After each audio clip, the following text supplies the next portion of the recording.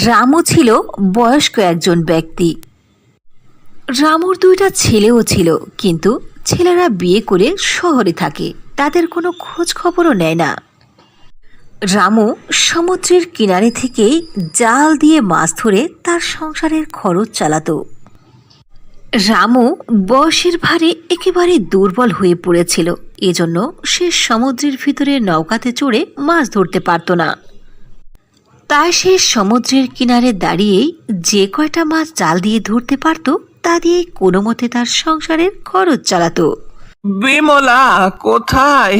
শোনো, এদিকে এসো। আমি নদীর কিনারে যাচ্ছি, দেখি জালটা ফেলে যদি কিছু মাছ ওঠে তো বিক্রি করে কিছু চাল ডাল কিনে আনবো। এই বুড়ো শরীরে কতদিন আর খাটুনি খাটবে? যদি ছেলে পেলেরা ভাত দিত তাহলে আজ তোমার আর এত খাটুনি কাটতে হতো না।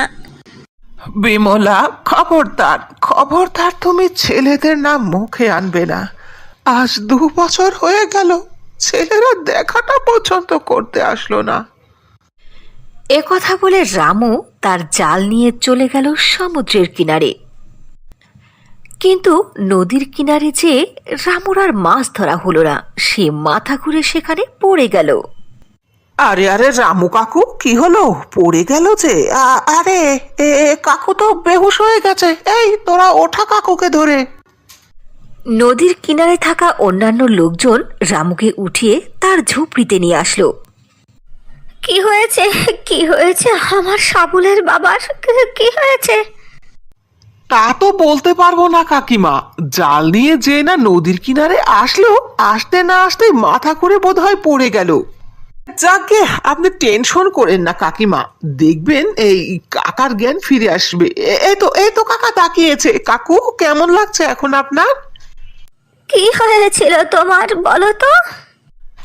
যে না নদীর কিনারে গেছি, চোখের কাছে সবকিছু ঝাপটা অন্ধকার লাগলো আর মাথাটা ঘুরে পড়ে গেলাম। আর কিছু মনে নেই, বলতে পারবো না। যাই হোক, তুমি তো বেঁচে ফিরে এসেছো, এতে আমি খুশি। আর তোমার মাছ ধরতে যেতে হবে না, এখন থেকে আমিই যাব। এরপর বিমলা পরের দিন থেকে মাছ ধরার জাল ও ঝুড়ি নিয়ে নিজেই গেল নদীর কিনারে। বিমলা সারাটা দিন ধরে নদীর কিনারে বসে জাল ফেলে থাকলো নদীর মধ্যে, কিন্তু একটি মাছও জালে উঠল না। তখন লালু নামে একজন দুষ্ট জেলে তার কাছে আসলো আর বলল, এই যে বুড়ি, আমরা নদীর মধ্যে গিয়ে মাছ হাতিয়ে পাচ্ছি না, আর নদীর কিনারে বসে মাছ ধরবে?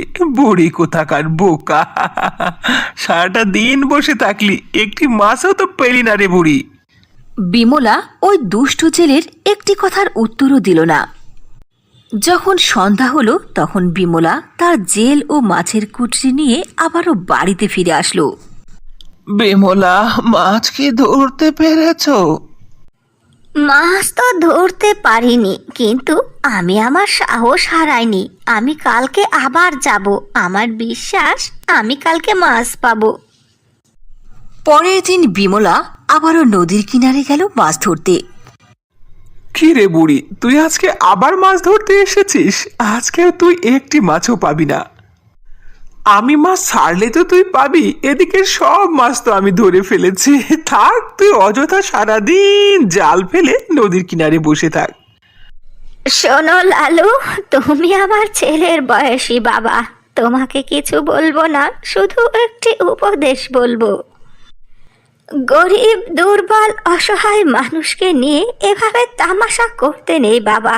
আল্লাহ কখন কার কি করে তা তো বলা যায় না। তখন লালু সেখান থেকে চলে গেল আর সে তার মাছ ধরতে লাগলো। এভাবেই প্রায় সন্ধে হয়ে আসলো। সব জেলেরাই তাদের ঝুড়ি ভর্তি মাছ নিয়ে বাড়িতে চলে গেল। সন্দেহ হয়ে আসলো, আজকেও একটা মাছ পেলাম না। এটাই শেষ। যদি এইবারে মাছ উঠলো, না উঠলে আমি চলে যাব। একথা বলে বিমলা যখনই জাল ফেললো সঙ্গে সঙ্গে তার জালটি নড়াচড়া করতে লাগলো। এইবার বোধহয় জালের মধ্যে মাছ আটকে গেছে, জালটা বেশ নড়াচড়া করছে। বিমলা জাল তুলে দেখল সত্যি সত্যি তার জালের মধ্যে অনেক বড় একটি মাছ ধরা পড়েছে। বিমলা মাছটি দেখে খুবই খুশি হলো। এরপর সে মাছটিকে যে জালের মধ্যে থেকে বের করতে গেল, তখন মাছটি কথা বলে উঠল। আমাকে ধরো না, আমাকে নদীর জলে ছেড়ে দাও, আমাকে বাড়িতে নিয়ে যেও না। আমার আমার বাচ্চাগুলো আমার জন্য কান্না করছে। যদি আমি ফিরে না যাই তাহলে ওরা আমার অপেক্ষায় থাকবে আর না খেয়ে মরে যাবে। কিন্তু মাছ, আমিও যে খুবই অপারগ। আজ 2 দিন হলো আমার অসুস্থ স্বামী বিছানায় পড়ে আছে, ওর মুখে পর্যন্ত খাবার দিতে পারিনি। আর আয় রোজগার করার মতো আমার কেউ নেই। যখন তুমি এ কথা বলছো, তখন আর আমি তোমাকে কি করে ধরে খেয়ে ফেলবো? মাছটি ধরে বাড়িতে নিয়ে যাওয়া বিমলার অনেক দরকার ছিল। এরপরও বিমলার মনে ছিল অনেক মায়া। এজন্য বিমলা মাছের কষ্টকে বুঝতে পারল। তাই বিমলা মাছটিকে জালের ভেতর থেকে বের করে আবারও নদীর পানিতে ফেলে দিল। বিমলার এসব কার্যকলাপে মাছটি খুবই খুশি হলো। আর মাছটি বিমলাকে বলল, বিমলা, তুমি অনেক ভালো, তোমার মনে অনেক মায়া। এই মাছের প্রতি তোমার এত দয়া দেখে আমি তোমার উপর খুব খুশি হয়েছি। তুমি সারাটা দিন ধরে বসে আছো একটি মাছের জন্য। যখন আমাকে পেলে তখন আমাকে না নিয়ে গিয়ে পানিতে আবার ফেলে দিলে। আমি তোমার ব্যবহারে মুগ্ধ হয়ে গেছি। আমি তোমাকে সাহায্য করতে চাই। এরপরে ওই মাছটি খুবই সুন্দর জলপরীতে প্রকট হয়ে গেল। আর সেই জলপরী তার জাদুশক্তি দ্বারা বিমলাকে অনেক স্বর্ণমুদ্রা দিল। এসব দেখে বিমলা খুবই খুশি হলো।